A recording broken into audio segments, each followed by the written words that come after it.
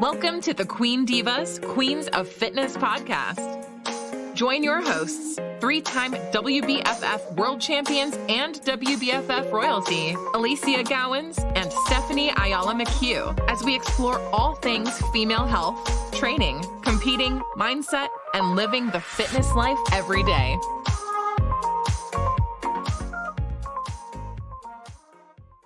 So I'm so incredibly excited to be back for recording what will be our episode number 16, Steph. And it's so good to see your face because it's been a little while and I've actually legitimately missed you. And I feel like we've lost so much more size inside the frame since I'm looking at you. She's just coming in 3 weeks from stage now. This lady is just like so much. She's no body fat left anywhere. She's just all muscle, man, all muscle.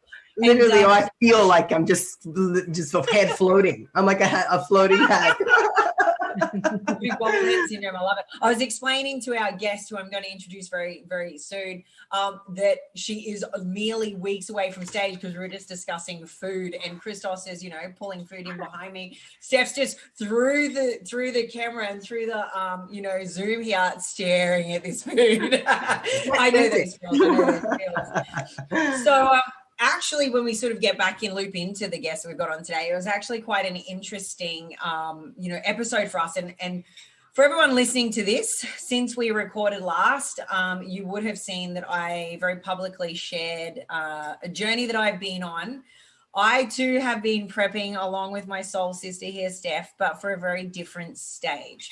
And for the last 12 months, Christos and I have kept it very, very quiet, but we have been on the path of chasing fertility, and it has led us down the road of, and I had to commence in January, the full IVF process. So I thought this was the perfect time to be able to bring on a, absolute expert in the space of coaching women through the whole end-to-end spectrum and beyond of fertility. She's a lady actually that I have been following now for the past few months. She's been following me for some great deal of time beyond that, but I started following her because she just popped up one day and I started to look at some of her stuff and some of her posts and I'm like, wow, okay, she's got some great content. And in fact, the moment that I could go public, I had this little file of Fiona's stuff in the background that I was just waiting, because once I went public, I was like, yes, I can post that and share it and credit her. And I did. The very following day after I shared my post, I credited Fiona on some information that she had shared, because she is amazing. So welcoming Fiona in today, she's actually a doctor of Chinese medicine. She is a complete end-to-end practitioner. And what I love about her is she's a very natural coach. So she's not just about delivering and prescribing any one area. She's a holistic view and focus. And she's actually an Iyengar yoga instructor, which is kind of like a blend of the yin and balances in a whole bunch of good, and really has this holistic view on, energy and flow, and just, she's an amazing woman to speak to. So I thought she'd be great to get on here. So welcoming her today. Thank you so much for coming, Fiona. Thank you for being here. Having you here. Yeah, congratulations, Ali. Honestly, just so you can understand where they were literally keeping on the low. Ali's literally one of my best friends, and I had no idea. I just thought she was, locked down. Those moods we kind of get into, and it's like locked down, and you just don't really want to talk about it.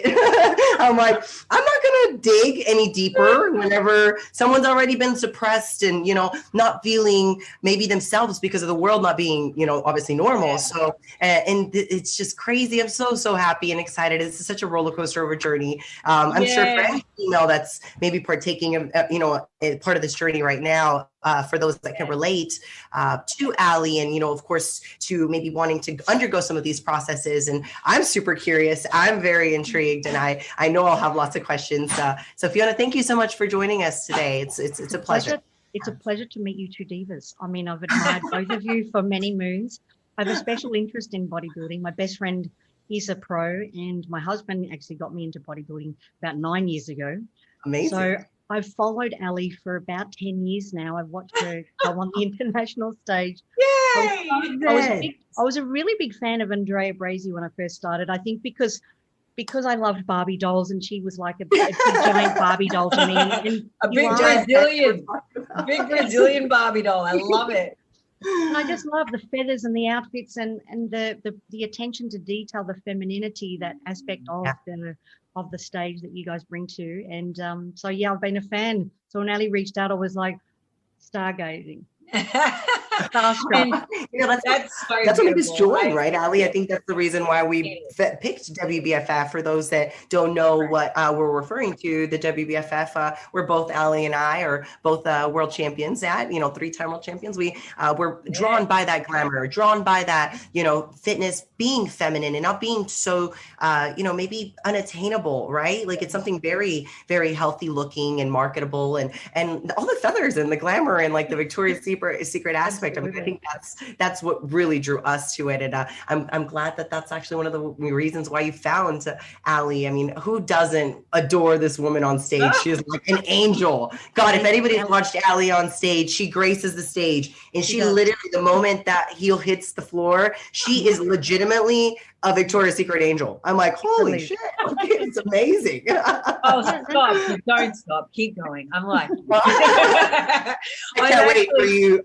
I can't wait for you to get back on stage, Ali. I'm living vicariously through Steph at the moment, Fiona. And the only reason I haven't brought it up with Steph as yet was because I just knew, as someone in the same space as her, what we've been dealing with from a coaching perspective and the changing landscape and all of the challenges that come with COVID, right?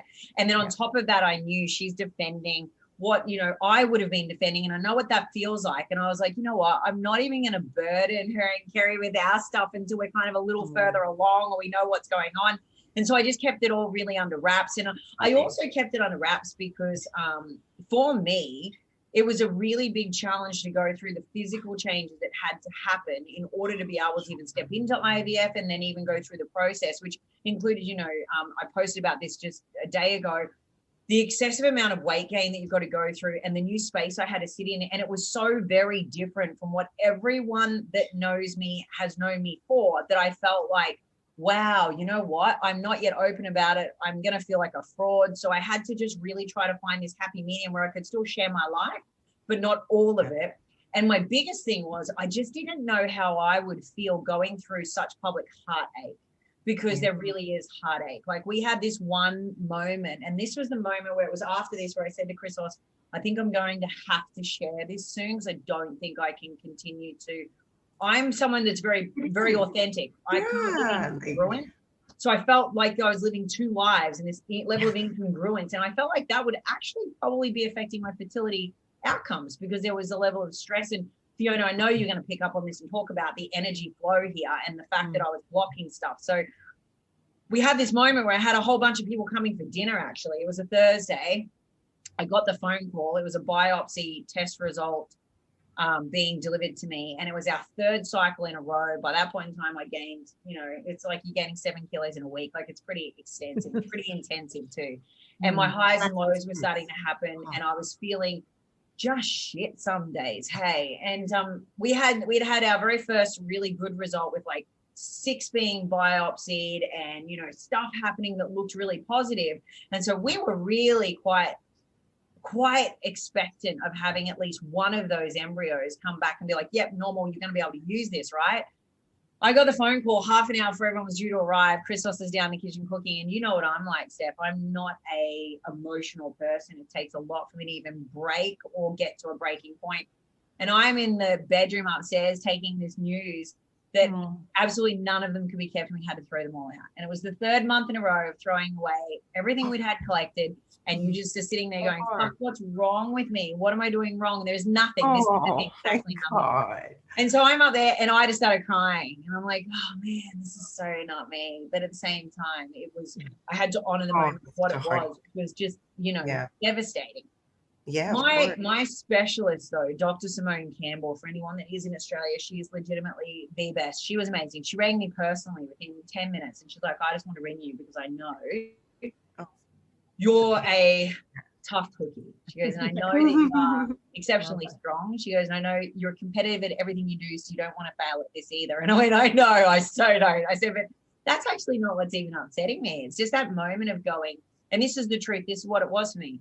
It was a moment of knowing that within 1 month I was going to be turning a year older. And it's every year that progresses past 32, is a problem is actually going to be reduction of success rates, reduction of percentages of fertility, reduction of embryo quality, reduction of everything. So every year after 32, actually 32 is considered geriatric in pregnancy. Isn't that disgusting? 32 is like It's crazy. What are you talking about? We're not yet geriatric. So, Dr. Fiona, this is actually a really good question that I'm even curious about. As far as like the age ranges, like when women should, start, not necessarily being concerned, but maybe having those red flags or questions about maybe having those infertility issues. What is the age ranges, and where do we sit at? Kind of what women deal with it more than others. Well, optimally, we're most fertile in our early 20s. And given why we have so many people young and pregnant, okay. Without being alarmist, you want to start knowing what's happening with your cycle. I think women should be educated from the time they start their menarche. When they first start their periods, start talking to each other, start women's circles so we know what's normal, because part of the red flags are we don't know what a normal period is. We think that an ovulation... We think that an ovulation is normal, or having, infrequent periods is normal, but it's not normal. We should be menstruating monthly. We should be having a bleed, not a withdrawal bleed from the pill, but, understanding what's a normal flow. Is there clotting? Like some women have clots the size of a palm. That's insane, especially if you've got things like fibroids or endometriosis. So there are red flags even as young as 15, and I'm picking up girls in their teens that are having issues with their menstrual cycles, partly because Chinese medicine looks at the menstrual health as one of the 5th vital signs. It's the pillar of your health. So it's always a red flag.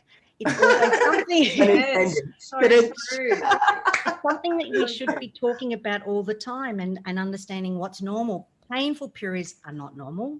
There's a lot of women that have dysmenorrhea, amenorrhea, absence of periods. And then you've got women that are flooding, like really excessive bleeding. Right. So that's another red flag.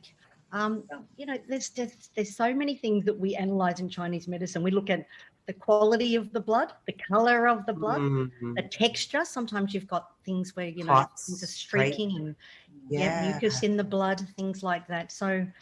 And you would call that normal? You would say that, like you said, there is no normal, right, per se, for, menstrual cycle. And like you said, what is normal? But for, coaching so many different women in different age ranges, we find that, some have heavier flows and some deal with maybe more pain and deeper cramps than others. And you're right about the young age. I mean, I have some young clients that have some like pretty big, bad ovary, even cysts, right? Like they get some cysts built up and have to take the pill, and others, of course, it's a preference, it's a choice, but all of these things trickle down, of course, down the road, and kind of of course speed up the process, I'm sure, of aging when we start getting to that age, right? Well, so normal has a big range. You could have a cycle anywhere from 21 to 35 days is considered normal, and so anything outside of that parameter, be it a short period or a long period, is considered abnormal.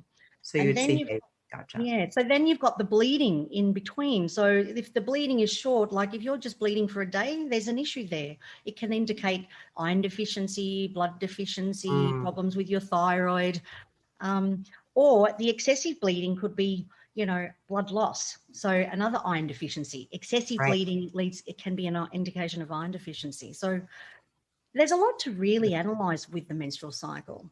And I think a lot of us don't know what is normal. Yeah, exactly right. And look, I got to be honest, I had never actually ever tracked before. I was specifically looking at trying to fall. And so, before we even started down the route of having to have these daily injections, we were trying naturally. And the natural process even then, was one where we were taking blood tests. We were looking at the actual ovulation, where I was doing ovulation kit tests. I was then testing straight after the ovulation cycle to test whether or not we'd been successful. Like it was like blood test after blood test, but it allowed me a lot more scope to understand my actual ovulation pattern, and then even my ovulation, feelings. And do you know what I found, I found was incredibly interesting, Fiona, was that just because you bleed, therefore it doesn't make you therefore reproductive either.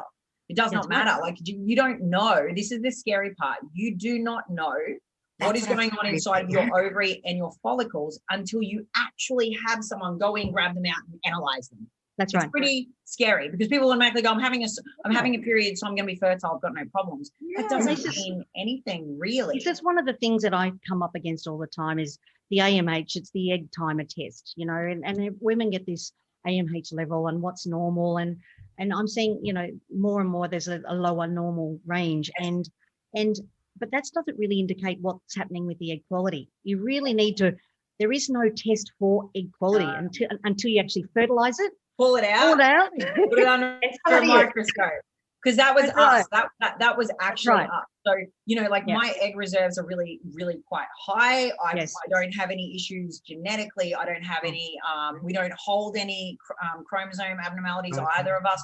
We had no issues. I've been pregnant, and in fact, Christos and I have been pregnant, and we, you know, had an accident and lost our child 6 years ago. So, you know, we knew we weren't infertile. We knew we weren't incapable of actually even doing this together either, because sometimes, you know, nature doesn't even like two types coming together. So nature can actually prevent you from, you know, reproducing with a specific person. It's really quite interesting. I'm learning all this stuff. And anyway, you know, for us, it was really quite frustrating because it's what we call secondary infertility. And so it's actually got to do with whatever has happened in my lifestyle in the last 6 years has impacted upon my own DNA coding telomere length reduction, which then therefore affects the cell division capacity of my embryos. So then it's been about finding the embryos that don't have any impaired cell division or stickiness, which basically makes them lazy, like they don't switch on and activate fast enough. So it's finding them. So I've got them. It's just you've got to go into find the needle inside the haystack. So it's cycle after cycle after cycle, eggs after eggs after eggs underneath the microscope to find the right ones, right? So what's been interesting and what I've had a lot of women come at me with, because I have been, and I want to thank you everyone again that's listening to this, that reaches out, that comments, that messages me, because it's been an overwhelming level of support, and I'm incredibly touched by it. And I'm incredibly touched by the women that are sharing very personal information with me one-on-one, you know, in a confidential forum, because it allows me even more understanding, but allows me to help others as well. And I think it also gives you hope, such greater depths of hope. And I think what I've learned is there is a lot more questions being asked around whether or not does this space in this sport affect fertility? And I would like to probably answer first with this. I've done a lot of research and there's absolutely not enough data, no data on this. And it's actually piqued my interest for my own personal, you know, area of scope, maybe for my master's next year. I'd like to look at the chronic effect perhaps of, you know, seasonal and year in, year out dieting on reproduction fertility, perhaps, because there's just nothing there. And what I'd like to say is when you look at all the variables, I'm extremely healthy. I don't live a party life. I don't live a life of, you know, chaos. I eat very good food. I'm relatively low stressed all the time. My life is happy and healthy. And in the last 6 years, the only thing that I've done is do what I do and have my career first. And I've lived at 15% body fat with no amenorrhea. I have been incredibly healthy. I've maintained cycles all the way throughout, no freaking issues. But anecdotally, maybe it has impacted mine. I don't know. But I'd like to say there's no research. I can't say definitively. But I would like to say this, Fiona, you know as well as I do, if you are not actually at a safe body fat level, if you are, and safe is not what we imagine. What we want to look like. Not what we imagine. Let me tell you.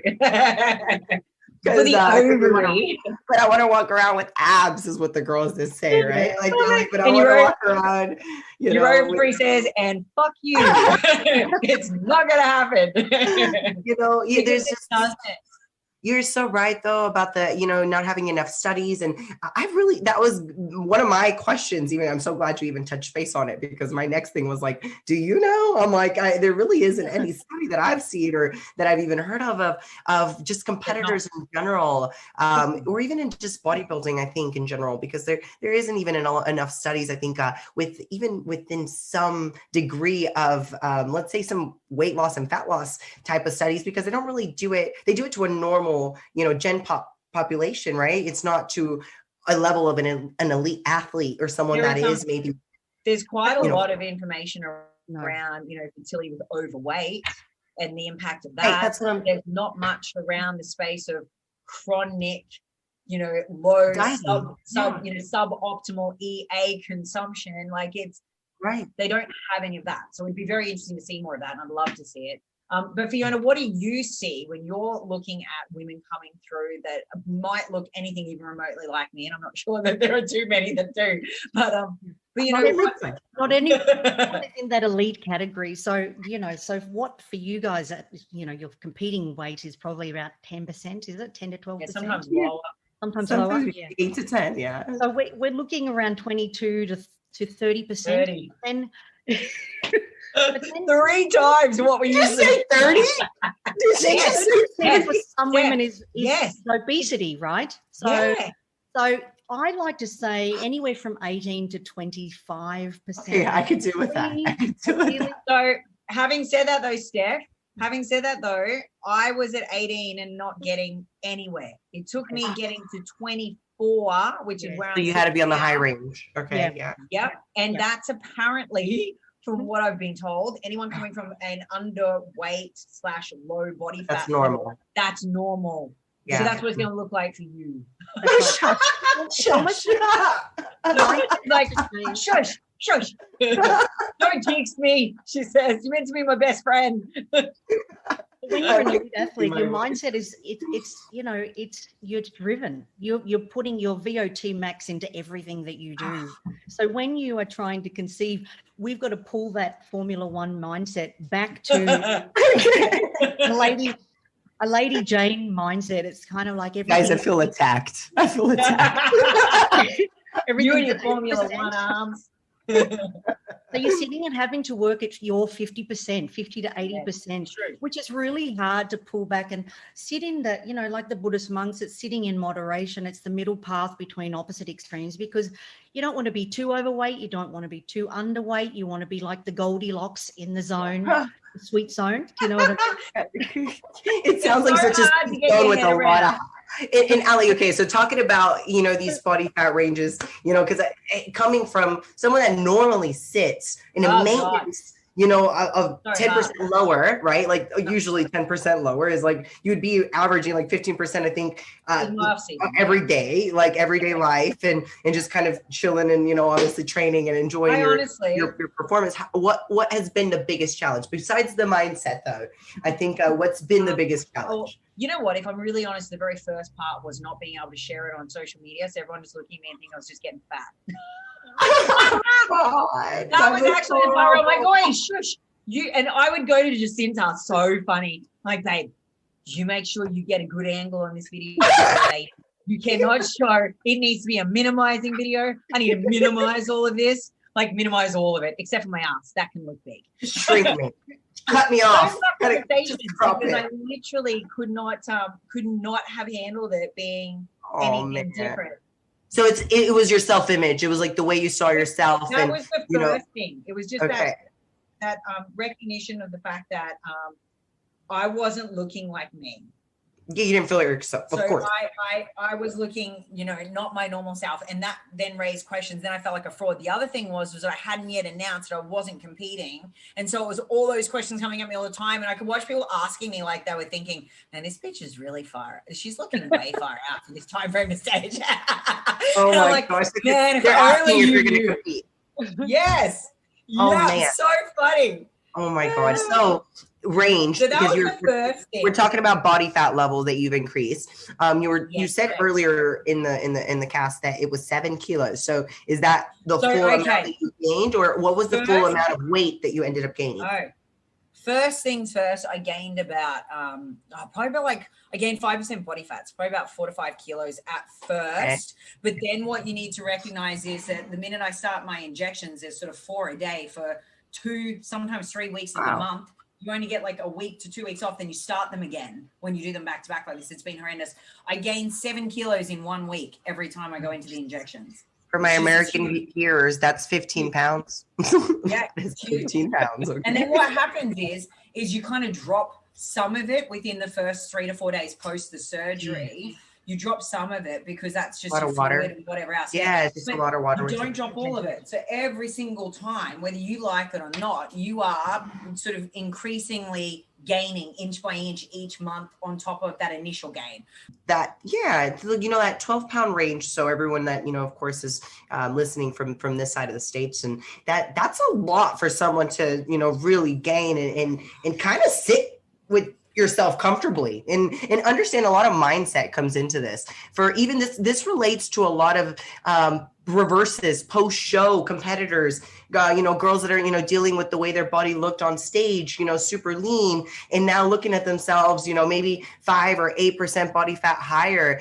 This is all part of something that, you know, is normal. We have to remember there's more to us than just our physique. It really does mean internal work, mindset, as well as our hormones and our reproductive system, our guts. It's the way we feel. And if you feel like shit, then who cares if you look amazing? You need to fix your insides. And that's very important to go through that. Babe, 100%. And I think, Fiona, I'm going to let you lead through in this conversation next is the fact that what I actually had to dial down in on, Steph, because we all know that I lead a very healthy life. But, you know, to look at me, there was no reason why it couldn't have been working right. But what we did have to do, which was really interesting, and I'm going to let Fiona talk about the steps someone should take now if they're even considering trying to fall pregnant, because it actually takes, and this is a big like mic drop here, 3 months it takes. Whatever I eat today, 3 months to affect the quality of my embryo. That's right. So I can't go just decide to drop the condom and try tomorrow. Then I've only just started taking my supplements. I got to do that stuff for 3 months, then start trying, right? So point is this, I had to zero in and narrow down in on my micronutrients and my antioxidants. I had to get them really excessively high, like at the highest threshold of your ranges. I had to play in that space for the first like 2 to 3 months. So the first couple of months of the first 2 cycles, I think that we got good numbers out because my embryo numbers were never in question, but we just weren't throwing away these embryos after the testing because I hadn't yet translated the benefit of the consumption to my ovary. So if you want to explain this, because I think people will be blown away because I was like, what do you mean 3 months? That's almost a whole prep. It's really, I'm like, right? Well, it really, I mean, it all ties into the way your gut obviously processes the nutrients, correct? I mean, well, she'll eat. Go ahead. Yeah, tell everyone. It's no different to sperm. It takes, you know, basically 90 to 100 days for sperm to regenerate. It's no different for our cells to regenerate. So, you know, when I work with people, I normally recommend 3 to 6 months prep because you need to give yourself the great foundation to make sure that everything is at its optimal level. And most people are so deficient. Like, you know, you see even with the COVID, it's a vitamin D deficiency. We're seeing a lot of that in the deaths. So, you know, I would say that most of my patients are vitamin D deficient. I normally get people to do their bloods, get a full screening, understand what minerals and things are deficient, especially if you're coming off like birth control or removing the IUD. You know, you've got mineral and, you know, deficiencies, and especially B vitamins especially. So you've got to correct those nutritional deficiencies before you can maximize, you know, the cells. And that takes time to regenerate. It's, you know, fertility is a process. It's not like I'll take the pill and it's done. Not overnight, guys. Not like everybody wants, right? It's not a make it building a physique. You know, the metaphor is. It sounds like a prep.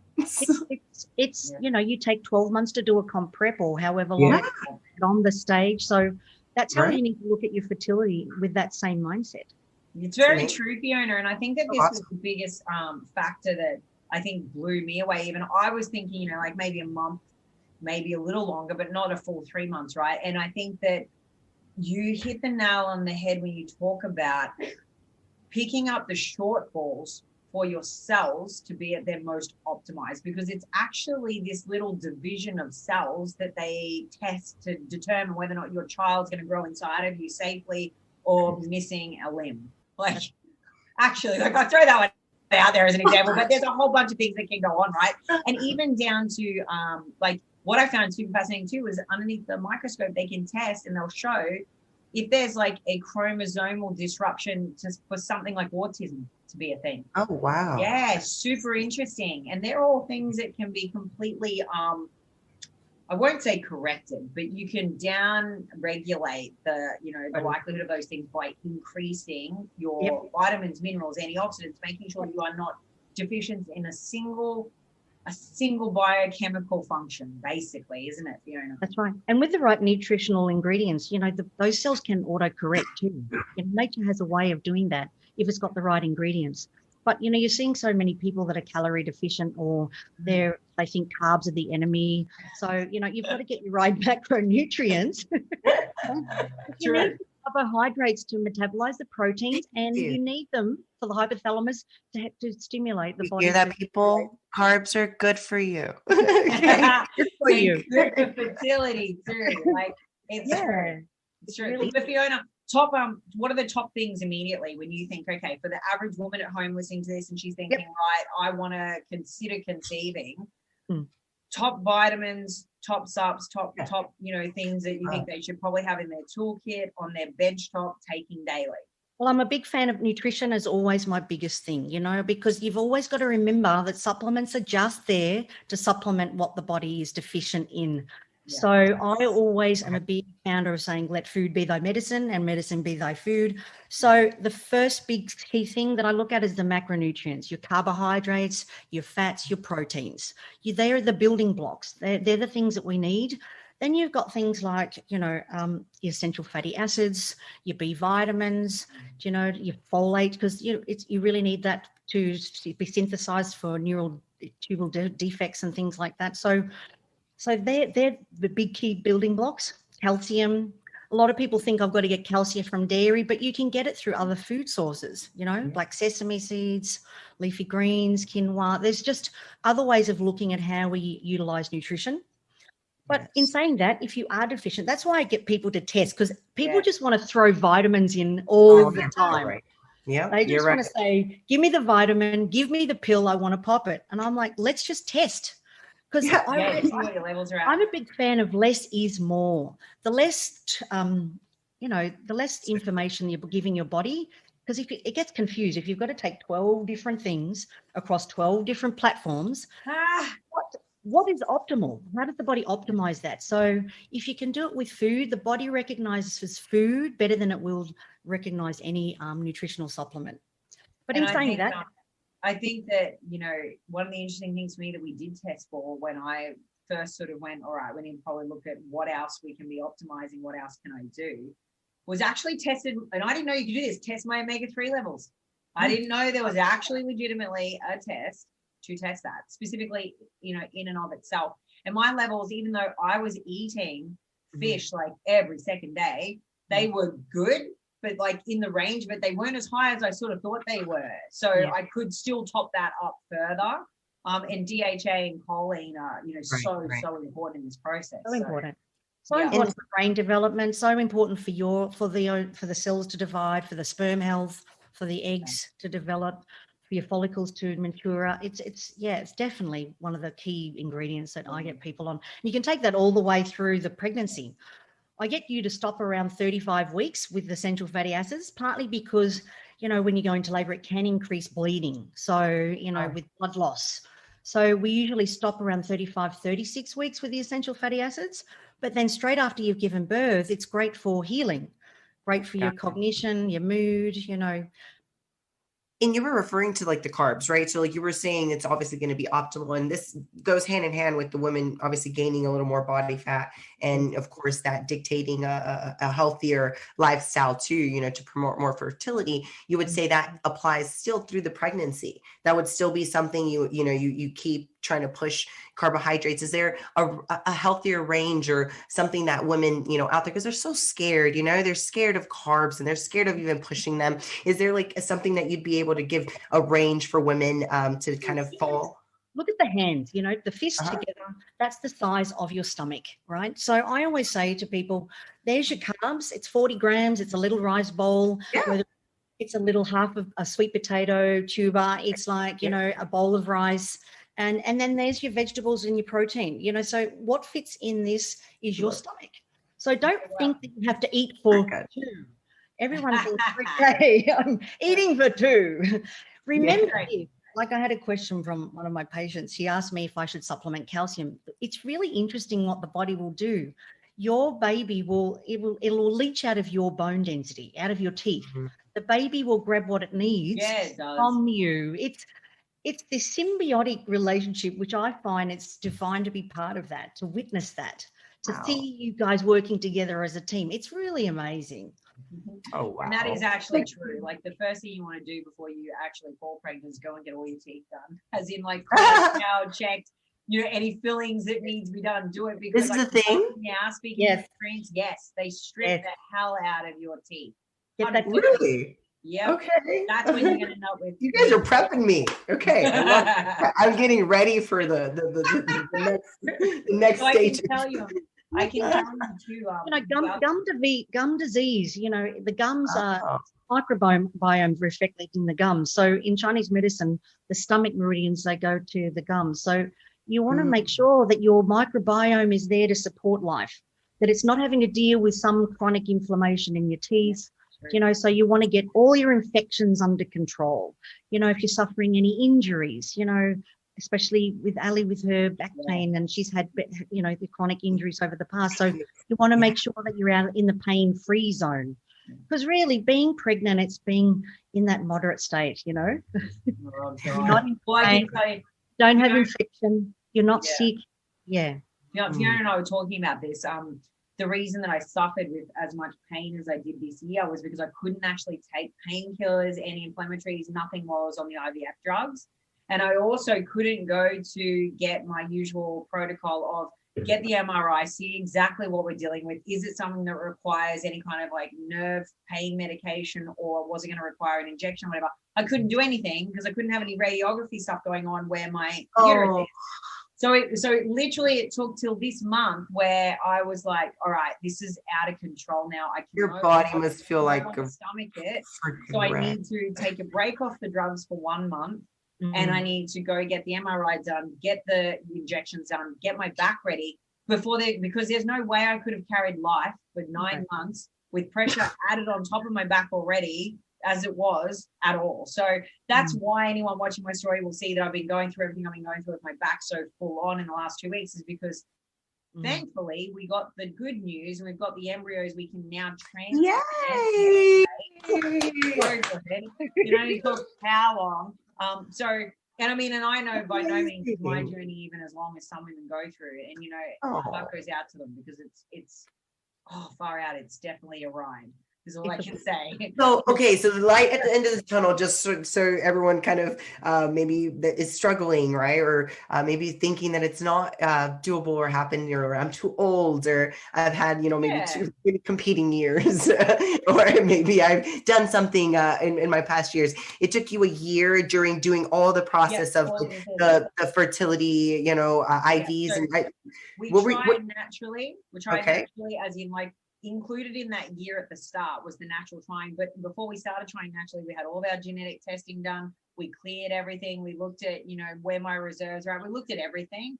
I had my tubes flushed, worst pain of my life. Oh, wow. They said to me, it'll be like a menstruation cramp. No, bullshit. It's like going into labor. It's freaking horrible. It was absolutely horrendous. I did not like it. I nearly punched the doctor in the head. But the good news was I had no issues. I had no cysts, no blockages. Okay, good. No fibroids, right? But that's just a test to make sure you're clear. Yeah. There was nothing in the fallopian tube that could become an issue. There was nothing that was sitting on my ovary that could have potentially been a limiting factor. No dysfunction. Yeah, there's nothing wrong. Got it. So we were good. So we were trying then. And it's a timing thing. Trying naturally can take however long. But what we've learned is, and I'm so grateful we went down the path where I said to him, let's not waste any more time. Let's just go straight in. What we learned was we would have fallen pregnant naturally with some of the cycles that we've had underneath the test tubes, right?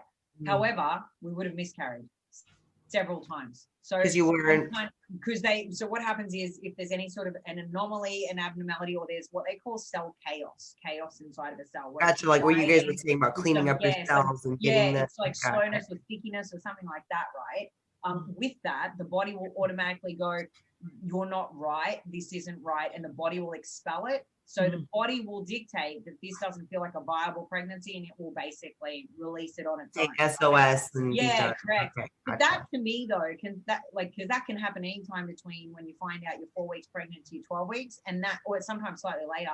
That to me would be worse. I'd be so emotionally attached to that. And that's actually what I was going to say, because I feel like a lot of women, like their clients just in general, right? Like they have came to me and they're in so much heart pain because they've already gone through it, and it's the miscarriage. And to me, that's, I mean, oh my God, like I can't. It was. And oh so my goodness. So she's more. Me, I was like, okay, like I've got to deal with heartache of throwing things away, but at the same time, I'm really grateful, and I feel like this is a blessing that we didn't have to go through that level of heartache, because that would have been worse for me. I know it would have been. So I'm happy with that. And now what it means is we've got these beautifully pre-approved high quality ones that are just sitting there ready to go, right? So that's great. We're not going to have any, hopefully, fingers crossed. Well, they'll have some issues because they're half his genes, so they're going to be a little bit silly, but I'm kind of welcoming that, right? They're going to have Christos is crazy, which I'm totally welcoming. But outside of that, they'll be really healthy, you know? So this is a great thing. Awesome. And the only fear I have is that the stats are really depressing on everything. From the very beginning of a woman even naturally conceiving, the stats are depressing up to 32. Like you go from being like, what is it, Fiona? It's like 50% success rates in your late 20s to like 30% when you're around 30, 32. By the time you're 40, it's 5%, Steph. That's right. 5%. 5. Yep. 5%. Now that can also be lower for some women, depending upon how they've lived their life, genetic predispositions, and also conditions like, you know, PCOS and all sorts of things, endometriosis. Other things can lower your levels faster, squash it almost completely, or lower it earlier at a younger age. And I've got a couple of athletes that work with me that, you know, they've got reserve rates and or like fertility success percentages of a 40-year-old in their early 20s. So it's not something, it's not discriminative. Like it doesn't just, it doesn't, it can be anywhere at any time for anyone very differently. And I think that, again, until you start looking in and delving in and working with a specialist, you don't know. You know, and I think that Fiona's right. I'm getting more and more women message me in their early 30s in our team saying my AMH is really, really low. You know, I've gone to the doctor, got a blood test. He said that my fertility years are almost done and I'm not even considering a child, or I'm single, or what should I do? You know, should I go and freeze eggs? And my biggest advice to every single woman on the planet who thinks they want to wait longer in life to have a family, do not go against your value. If that's what you want, that's fine. Just go and get your eggs on ice, for the love of God. Get them. Because if I had known at 32 what I know now, I would have had 100 million trillion eggs put on ice. I would have got them. Just take them all out, put them all in the cryovac. I'll see you in 2050. No. I just would have actually done something about it. You know what I mean? Like and then I just would have passed out all my extras to anyone needing them, because I would have wanted to help every woman be pregnant. Little alleys all over the world. Oh my God. Little alleys, God forbid. Could you imagine? It's one of those controversial things too, though, Ali, because, you know, some places they only keep them on ice for up to 10 years. So that's what you've got to do your research on the facility. It does get expensive to store them on ice, but they're the things that women need to start thinking about in their 20s, about, you know, maybe egg freezing. You know, if you're 26 to 30, you might want to start thinking about that. And I know you listen to that, Steph, and you're like, what the hell? Wow. That's so young. I'm just mate, like, at 32, we're considered wheelchair material. Hey, you're practically like... No wonder they always say they're going to go for the younger one. I mean, honestly, right? It's the truth. Right, when you're having fun. The time from 25 to 35, I remember back when I was 26, it feels like yesterday. It does. And I'm turning 47 next month, and it just... You don't look it.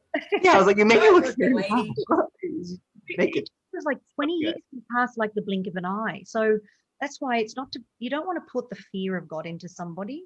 But you want to get people have that conscious awareness of what your options are. Knowledge is power. Well, Absolutely. you know what, Fiona, like I'm being really honest. I would never have known or thought for the love of God that I would be in this position. I have to go through this because I've not ever had any issues and I'm healthy as, healthy. Well, you have children. I mean, exactly. This is my point, right? So I would never have thought that. So and I'm going to stand firm on it. I was not ready to even try before now because, there was other stuff going on. So I was not ready. But I can say this, I still wouldn't have changed our timing on it. I just would have had our embryos and our whole little babies, our whole little family on ice waiting for the perfect moment. On ice. Dad to be ready, right? Like that's what it would have been like. I would have had that. And, my advice to anyone that's just unsure or even single is don't rush out and settle for the wrong man, for the love of freaking God. Just go put your babies on ice. And then when the right man comes, it's just, not such hard work. I just think that's probably the best way to go. Such good advice, really is, because you don't know what's going to happen and nothing should be pressured. And I feel like a lot of women are pressured. So you guys really hit the nail on the head there with, trying to, not feel like you have to rush into something and having an option and having the ability. Maybe you don't want to make the decision right now, because I feel like there's some women maybe at 32 years old still don't want to cross that road and say like, I want to have children and I have to make up my mind right now. So having those few extra years to meet that person that is going to be the one or to stop. You've got to do things in a hurry too. It increases the stress. And when you've got stress, it's your ability to even implant, your ability to be receptive. Stress is the worst thing for fertility. That if I can impart one thing, stress less. Yes, I love it. Talking about the implantation side of things now, shed a little light on that. Like what happens? What does the body go through? What is important that the body has in abundance for a successful implantation, whether it be even natural conception or, in my case, going to be a frozen embryo transfer? Yeah. So you want to look at your endometrium. You're wanting about 7 to 13 millimeters in the lining, and that applies even if you are doing IVF, and that's regulated by progesterone. Now, you can do like a day 21 test for progesterone to see what your levels are, which I often get people to do, so you get a real understanding, and you can supplement with that. You can do pessaries, cream. You can also go into, nutrition, having magnesium-rich foods, B6, vitamin C foods, zinc. All those nutritional elements are what you need for the lining. But your pelvic ultrasound will give you an understanding of that. So that's one of the key things I get women to test straight away. It's like the women gets the pelvic ultrasound and the male gets the semen analysis. So they're the two things I really get people to start with when I start doing investigations. Because a lot of the time, the sperm is one thing that no one's talking about. But we're seeing such a global decline in sperm. It's literally now 50% male and female. There's a global decline in sperm. It's gone from morphology rates of 40 years ago, 40%. Now IVF, we're looking at, the morphology at 4%. So the decline is just. Why do you think that is? Oh, yeah. Steph, do you want to know something interesting? Okay, let me throw this up. This is fascinating. This blew my freaking little brain. Diet soda, 25% reduction in fertility, both in male and female. We had to cut it completely out. Not that I don't have a lot. I'd have 1 or 2 cans max a week. But Chris used to have one every other day at certain stages, and we both had to cut everything out. The other thing was reduction in caffeine, total caffeine consumption on both sides. Yes. It really nearly broke Christos, but God bless her. He was rolling around these little green tea mugs. Like, he was awesome. But it's a real thing. Yeah, so it's also about that. Wow. Mobile phones in the pocket, they affect the sperm, So what? Oh, underwear. Underwear is another thing. Excuse me. What did you just say? Underwear. Yes. Fiona, explain. They do. The testicles need to be a little bit cooler. They need to hang off the body, not be squashed in and heated up. They need to be a little bit cooler for reproduction. So that's actually legitimately a thing, Steph. So like Chris has been freeballing for a year. Hang low, fellas. Just hang low, okay? Like that is. It's something you got to look at both sides, because we did, and he was amazing. He went and got all his stuff done, never complained, gave things up, ate more fish, did all of the things the boys have to do. But it was really interesting to just see the impact that it made on both of us, because it was when both of us rolled out a lot of substantial changes in some of these other things that it significantly increased our fertilization rates on day one, but also we got 2 cycles back to back with 2 good embryos in each. So it goes to show that it does obviously help. As the oven, you're one half of it. Your environment, you're the put the yeast in, right? So like creating he's part of it. And so before the trend was, women would be just over tested. And you'd get 12 months down the track, and then we're like, okay, let's test the sperm. And we're like, we've got DNA fragmentation, we've got bad swimmers, deformed heads, crazy tails, all this kind of stuff happening in the parameters with the sperm. So now what I do is we start straight away. Let's test the sperm, let's test the pelvic ultrasound, let's do the bloods, let's do your, get an understanding of your female hormones, your thyroid panel. Like I do a full screening, even clotting factors. You're looking at HFRD. There's a genetic mutation we're seeing a lot now. Do you look at the natural killer? Yes. Okay. Yes. Yeah. NK Explain cells. to people what the natural killer is, because this is something that can prevent you naturally from actually even naturally conceiving. So it prevents the egg from and the embryo from actually attaching to your uterus. That's right. Basically, that's it. But it's your body doing it. This is the it's full on. Explain it, Well, yeah, you've explained it. And there is some controversy because there is that the body does need some of those NK cells for your body to implant. So that's where you've got some scientists and doctors that agree that you need some level of NK cells for it to stick, for compaction. But then if it's too high, again, then it's a hostile environment for the body to conceive. It's such a fine line step. Like there are so many factors and there are so many things you've got to be across, checking across, on top of, and then on top of all that, you just stop stressing. Okay. Yes. All these things, all these balls in the air, and then it's like, and you've got to go, okay. I find the most interesting is where you guys are talking about having to create the right environment, right? Like for even the cells to regenerate and to even just become fertile. I think that's the most interesting to me because just like a lot of the times, why am I not losing weight, or why am I not, fixing my gut, or why am I not getting these results that you're seeking? A lot of the times, like maybe women are asking themselves, why am I not able to, be fertile? I know it's probably some of these underlying issues, and looking at these things that Ali and Dr. Fiona are talking about are very important. I think her nutrition, I think the nutrition was probably the biggest thing that she had said was where she starts with even within her clients as to how to help and, fix the environment. Honestly, a lot of people don't even know how to feed themselves. I'm teaching people that. ABCs of how to look after yourself first before you can even take care of your embryo or create healthy embryos. So even with men, nutrition, it's a re-education. We've lost touch with how to eat and sustain life. Fiona, fats and carbs. Yeah, go, Ali. I was going to say, Fiona, I don't know if this is sort of true of what you see, but it's definitely the stats we were given in the first consult. Men, so we're 32. Men have a little bit more time than us, but it's not much more. 35, 38. By 38, it's like a massive decline. That's right. All of their stuff. Yeah, absolutely. Right. So age is something that you just age is a massive factor. Yeah. Lifestyle is a factor. It's like, you want to exercise without over exercising, and so pulling elite athletes back, it's like, all right, we're not going to train over an hour in the gym. Try and cut it to 30, 40 minutes tops, 40 minutes, turn off the clock and walk out the door. Get it done in 40 minutes, in and out. Try not to overtrain, have your 2 days rest. I mean, or however you do your 2-day split. I'm not sure how it works, but. Well, I changed mine to only training 3 days a week. Yeah, great. Perfect. That's the perfect way to train for fertility. 3 days a week. 3 days a week.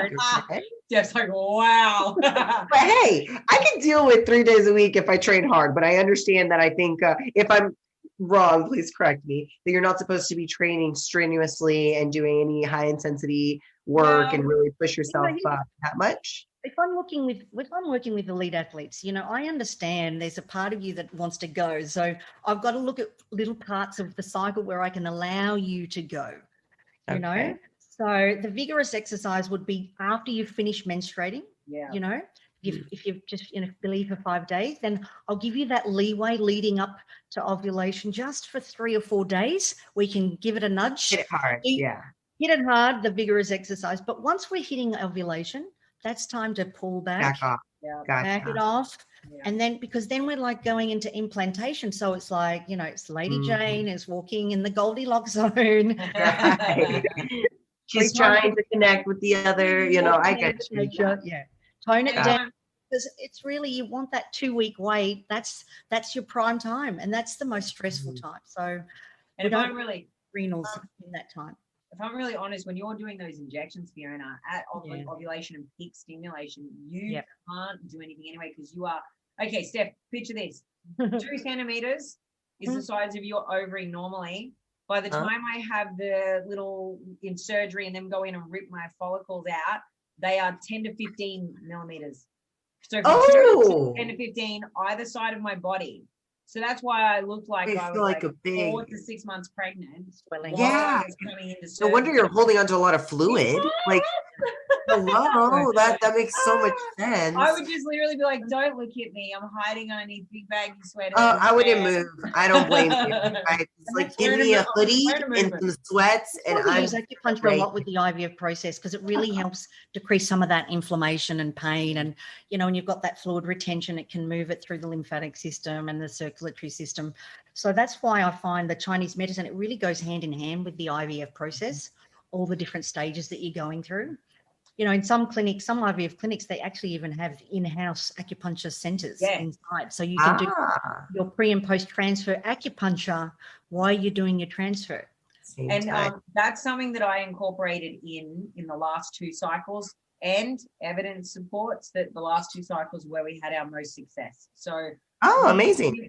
We were sent to do fertility acupuncture by the CEO of our fertility clinic, who said, I can't say with certainty, backed by science, it definitively works, but there is enough data and research and enough anecdotal success rates that I'm comfortable that it most likely has a positive impact. So he sent us, and that was enough for us. So we went and 100%. Christos came too. He's such a good man. He came to.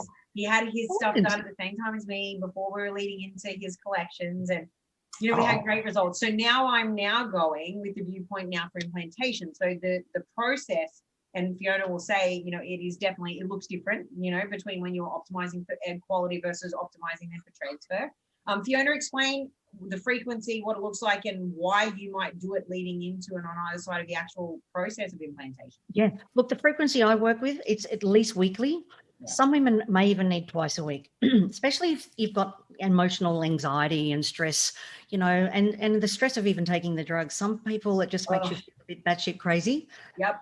So I might see people going into a transfer twice a week, but as a general rule of thumb, I will see people weekly leading up to transfer and then post through the pregnancy and beyond, even in the fourth, I call it the 4th trimester, but, after you give birth, we do a lot of treatment postnatally. Yeah. And explain to people why, like, what is it about the acupuncture that enhances those success rates? Because I definitely think I personally, hands down, think it works. Well, first of all, as I told you, it decreases stress. It calms the parasympathetic nervous system. Yeah. It's like it gives you that aha moment. And our body, it takes the body from the fight and flight response into that rest and digest, which is when you're nesting, right? Rest, digest, and nest. Yeah. So it gets you into the nesting zone. So first of all, that's what I love about it. We've got a point right between the third eye, yin tongue. It calms the shen, the spirit.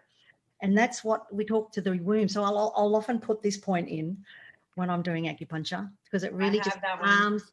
Yeah, it's my favorite point. I like it too. You just feel like, whoa, what happened to me? Yeah, you feel a bit groggy when you sort of love it. You go to sleep. You actually go to sleep. It's really quite beautiful. And it feels minimalistic, but there's a shift. Like you actually feel, I feel a shift. Like spirit. No, I get you. Yeah. You feel it. Like hey, Fiona, what does it mean if sometimes when I put it in there, I feel it in my sinus? Yeah, because it spreads this channel. You've got the blood channel. I do.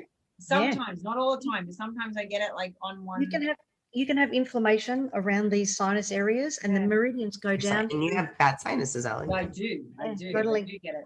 So I thought maybe it might be connected to something either stress or emotional, perhaps, because I wouldn't be surprised. Yeah, it's having an impact on you. It's an inflammatory response. So you can feel it starting to move. Wow. And that's the energy. You can feel the energy lines. You can sometimes feel them down this side, around this side. Amazing. Sometimes you can even feel them go down the midline. That's the conception vessel.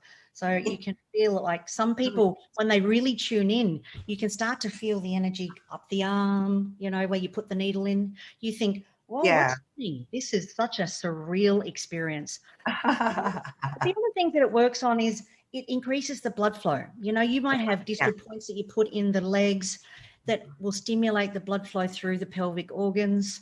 Do you know what I mean? And you need that blood flow. It's like giving your body magnesium. It's going to stimulate the blood flow, increase that ability to have impaction with the embryo.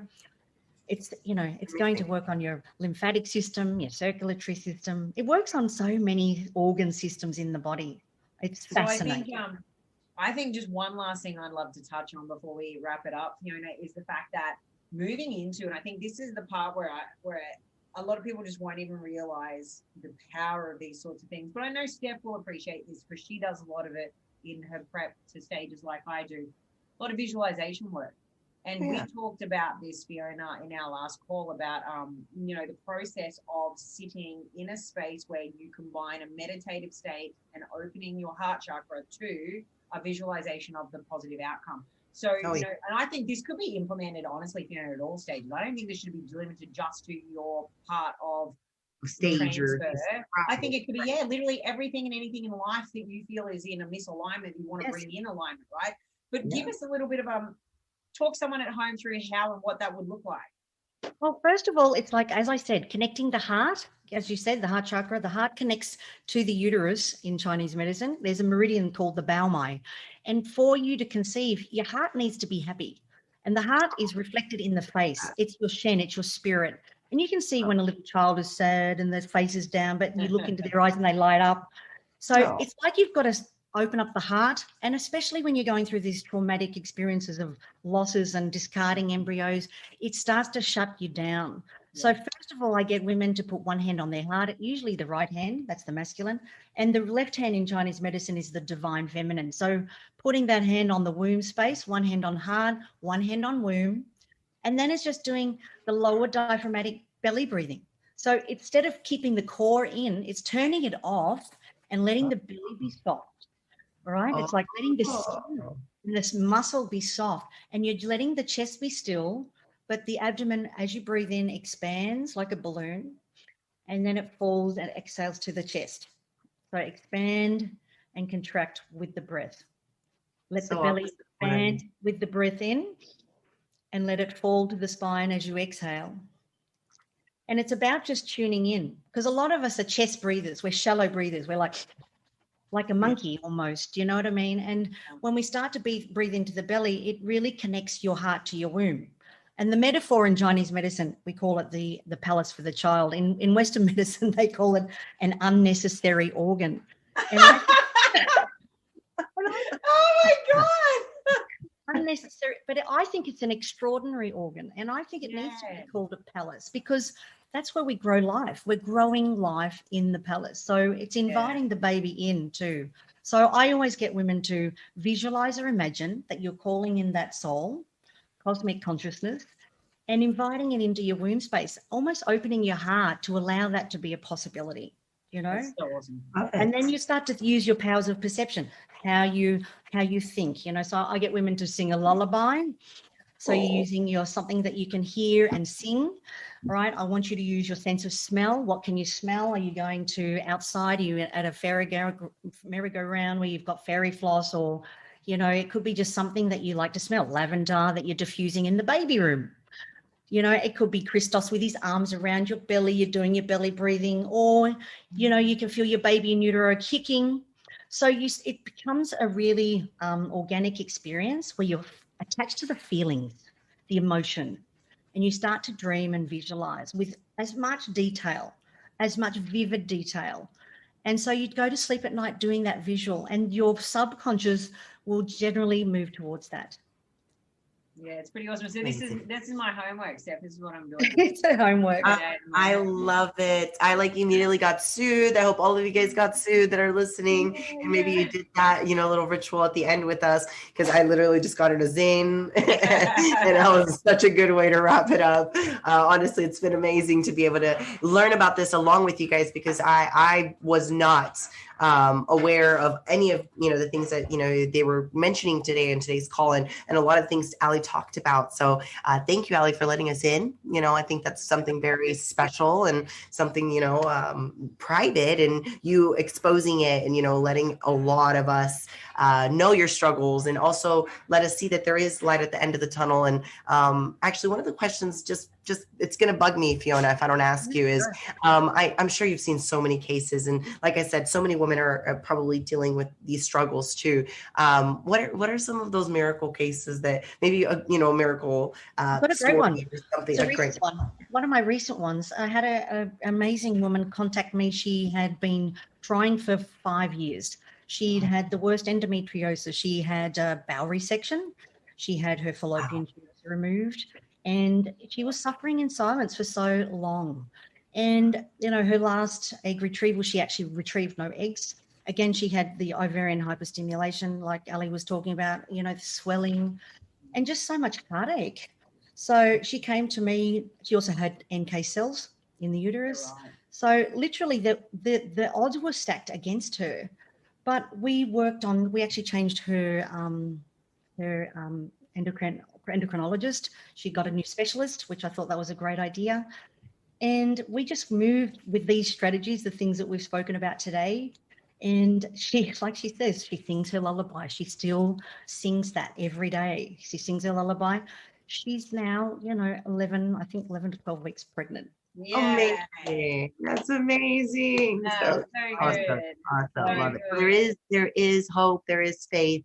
Do those right protocols, do those things that, it takes care of yourself before you're obviously going to build a habitat for another human being. So think of it that way. And I think the more we take care of our daily tasks that are at hand, like our nutrition, right? Like our mindset, these, manifestations, visualizations are so helpful for Ali and I, even within our competing journey. So things that are going to be able to help become a little more fertile. I think this is amazing. I am so freaking happy. Thank you so much. Thanks so much for coming on, Fiona. I really, really appreciate you making the time for us. And I'd love you to now, please, let everyone know where they can find you. And everyone that isn't, already following Fiona, there will be some people listening to this that already are, I know, because they all inbox me to tell me how amazing you are, which is great. Her content is phenomenal. So she's really got a great page of content and information for those that are walking this path or about to. So please, please, please follow her. You will not be disappointed. Fiona, where can they find you? Yeah, I'm on Dr. Fiona Tassoni on Instagram. I've also got the Pregnancy Accelerator program, which it's a program that you can join under my name, Fiona Tassoni, and there's no obligation for you to go through the 12-week program, but women join from all over the world, and I answer questions that women might be having, they might be struggling with, and they can get on this public forum, and it's just a way of women empowering women with their stories, sharing their highs, their lows, their wins, and so I can be reached there. I've also got the pregnancyaccelerator.com website that you can go through and have a look, but awesome. It's something we've developed online, which is great. And the fertility coaching sector is something I've wanted to develop. Yeah, I love it because it really isn't. There's only a few of you that I've even seen. I know. They specialize completely in fertility end to end, but with a holistic scope, not just say clinical dietetics or not just, a specialist in the space of an IVF doctor. It's you really are quite holistic and all encompassing. Integrated. So I love it. Yes. Everyone, please give her a follow because she's amazing. And I will have no doubt reports for all of you over the coming months as to where we're at and what's working. Keep us up to date for sure. Fiona will be part of that loop, so just watch this space. Thank you. Thank you, listeners, and until next episode. Thank you, guys. Love y'all. Bye. Thanks for tuning in to another episode of the Queen Divas, Queens of Fitness podcast. Make sure you follow us on Instagram at Queen Divas Pod, on Twitter at Queen Divas 4, and follow our hosts on Instagram, Alicia at Alicia Gowans _WBFF Pro, and Steph at Stephanie Ayala 7. See you all next week.